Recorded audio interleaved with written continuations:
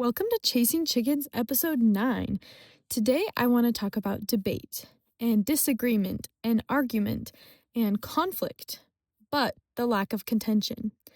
So, I know in many situations, whether at school or in teams, there are often times when multiple of us have different opinions and we come together and we want to share and talk and discuss. I feel like it's usually the people who have very strong opinions who are at the forefront of every question. People are willing to express their opinions when they feel strongly about something, but those who are neutral in the middle, they sometimes have a harder time deciding. Something really interesting this week, I'm in a business ethics class, and this week we had to create cases, business cases, and debate them. And once we read our case, we were given a side to choose to be with, and we had to argue for that side. And a lot of us found it really interesting how many of us would switch sides after being on the initial side.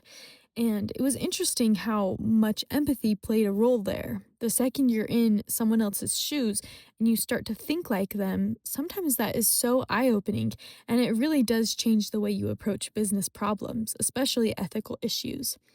And I believe that conflict is a great thing. It leads to growth, it leads to learning, and it leads to improvement. And so conflict can be a great thing. Where we want to avoid is when contention is a key player there.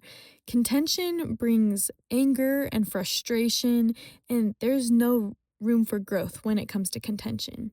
And so this week, my challenge to all of you is to find a way to have healthy and good conflict in your relationships, in your teams. Find ways to challenge each other and to bring that growth.